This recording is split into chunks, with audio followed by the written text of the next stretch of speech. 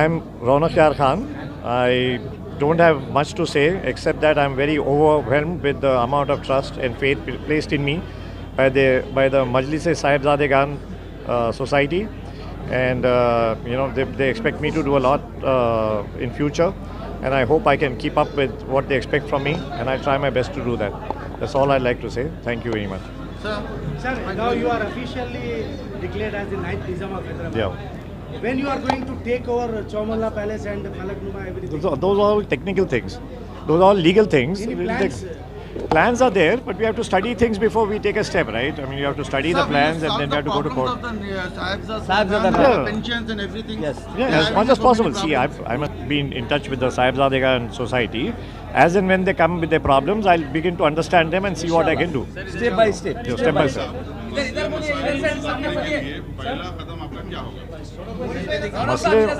मसले मसाइल को सुधारने के लिए पहला मेरा कदम ये रहेगा कि पूरे जो है जो पेपर्स है, जितने भी लीगल पेपर्स है, उसको मैं फिर से एक बार स्टडी करवाऊंगा। ट्रस्ट को मजबूत कर रहे हैं आप। जी हो, मेरा पहला काम तो साहिबजादों की तरफ मेरा लॉयल्टी वहाँ रहेंगी, और जो भी पेपर्स है, लीगल पेपर्स है, उसको स्टडी कराएंगे, देखेंगे वहाँ से कुछ उन लोगों का फ़ायदा हो सकता है जो पहले रुक गया था, या क्या बोलते नाजायज़ कोई फ़ायदा उठा रहा था उनका, और उनकी कुछ फाइनेंशियल ब्लॉक हो रहे थे वगैरह, तो उस वो पहला स्टेप हो रहेगा, पर उसको टाइम लगेगा बिकॉज ये लीगल चीज़ें हैं ना, वो कोर्ट्स में ज़रा टाइम लगता है ये चीज़ों। देखेंगे वो कितना करना चाहेंगे। केटीआर जब मेरे को अनाउंस करे, जब लास्ट कॉन्फ्रेंस था आप भी थे वहाँ पे, तो मैं आने वाला नहीं था, तो मेरे को निज़ाम साहब का फ़ोन आया, निज़ाम अली खान का, तो मैं केटीआर के साथ ही खड़ा हुआ था, मैं केटीआर के साथ खड़ा हुआ था, और उनके क्या नाम उनका किशन रेड्डी के साथ खड़ा हुआ था, तो उनको बोल रही था मैं ऐसा कुछ हो रहा बोल के, तो अब उनको बोलना है, उन्होंने बोले फिर बाद में मिलो, यहाँ मिलने की जगह नहीं है, तो वहाँ रेसेस चल रहे थे, वो क्या बोलते इंटरनेशनल रेस थी ना, ई रेस कुछ चल रही थी, तो मैं बोला बाद में ही मिलूँगा, अब तो नहीं मिलूँगा। तो अब डिपेंड्स ना क्या कर सकते हैं, उनके हाथ में क्या है, क्या गुंजाइश है उनकी, देख लेना पड़ेगा, बिकॉज दोनों एक बीजेपी के और एक तो केटीआर जो है लोकल है, तो दोनों क्या कर सकते हैं। अब मेरी उम्मीद तो केटीआर से ज़्यादा है थोड़ा। मेरा नाम रौनक यार खान है, मैं हैदराबाद में रहता था, और मैं महबूब अली खान का ग्रैंडसन हूँ, ग्रेट ग्रैंडसन हूँ। तो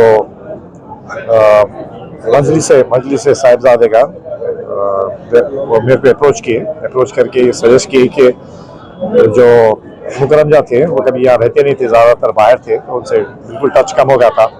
तो जब उनका इंतकाल हुआ और उनके जो साहिबजादे आए थे, उनका काम था कि नेक्स्ट टेक ओवर करना, तो मैं भी जाके उनसे बात किया कि थोड़ा हैदराबाद आना जाना ज़रूरी रहेगा, और बहुत अच्छी क्या बोलते वाजिब है कि वो आना जाना और लोगों के प्रॉब्लम समझना। तो वो ज़्यादा मैं समझता हूँ इंटरेस्ट नहीं लिए, भी कोई बाहर रहते थे, वो पैदा ही बाहर हुए। पहले तो आप अगर कोई इतनी बड़ी डायनेस्टी के होते कोई जगह, और पूरे वर्ल्ड में आपको चॉइस रहता है कहीं भी रहने का, तो जहाँ पे आपके वालिद बाबा परदादा जो 223 साल से हुकूमत करे, आप वही जगह चुनेंगे, लेकिन उनको वो कॉन्सेप्ट है ही नहीं, उनको वो टाइप का अटैचमेंट नहीं है, या वो ख्याल ही नहीं है कि कोई वो स्पेशल चीज़ है, फिर लगाव नहीं है। तो वो कहीं मैं समझता हूँ he is a citizen of England, he lives in America, so he doesn't get time to come here, and now with his father gone, I think even और भी कम उनका attachment होने के chances है, because हम खुद रिक्वेस्ट करें, मैं खुद भी रिक्वेस्ट करा।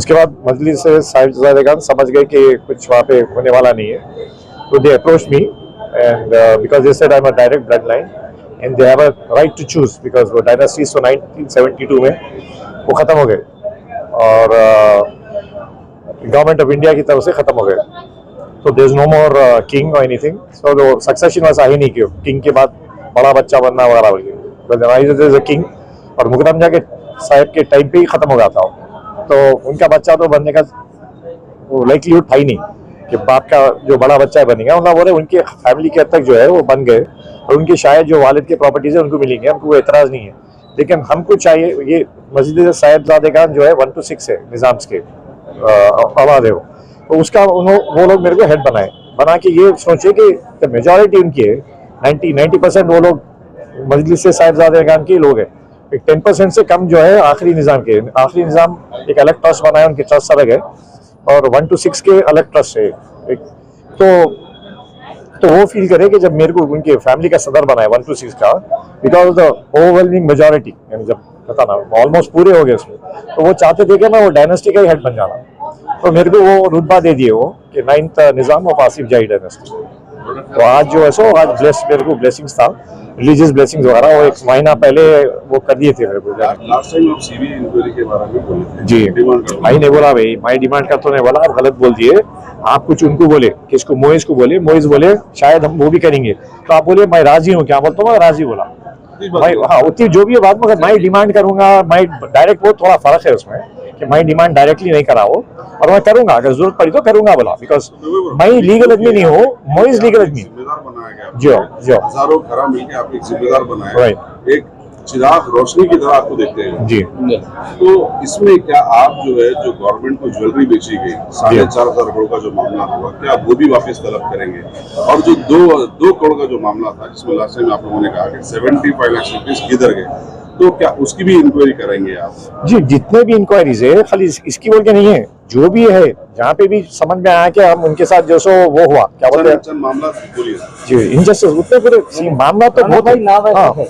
आप मेरे से कुछ कहा क्या मामला लीगल जो है मैं सॉल्व करने वाला हूँ, मैं कोई लॉयर नहीं हूँ यहाँ पे बन गया तो। भाई क्या उनको कुछ मालूम ही नहीं है। इफ्तियार खान साहब भी आपके अपनों में से थे। बिल्कुल वो है वो नहीं था, मेरे को कभी वो 2 लाख की जरूरत नहीं थी, 2 करोड़ की जरूरत नहीं थी, कभी मैं इंटरेस्ट नहीं लिया उसे। आपकी बात देखा जी, आवाम की, आप आपके पीछे जो है समझ गया मैं, अब तक मेरे को इंटरेस्ट नहीं था। नहीं भाई, मैं बोल रहा हूँ ना, अब हजारों का है, वो लोग सामने आए एक मजलिस से साहिबजादा के थ्रू, मजलिस से साहिबजादे के के through, they are representing themselves, so when they come to me and explain everything, I will understand and do something. Jewellery के पैसों के मामले में भी आप झूठी नहीं, पूरे बोल रहा हूँ, पूरे बोल रहा हूँ, खाली झूठ नहीं बोल रहा। बरकत हूँ, मैं फातिमा बरकतुन्निसा, मैं जो है वाइस प्रेसिडेंट हूँ और वुमेन्स एग्जीक्यूटिव मेंबर हूँ। और जो है मैं साहिबजादी, उनको पूरे साहिबजादी जो है हमारे, उनको रिप्रेजेंट करी, जो भी प्रॉब्लम्स है हमारी फैमिली में। बहुत सारे लेडीज़ जो है परेशान है बच्चों की फीसेस की वजह से। पहले हमारे पास सबसे पहली चीज़ अनाउंस हमारे बंद हो गए, जो साहिबजादा सरफराज ट्रस्ट के जो अनाउंस थे वो रेगुलर नहीं करे।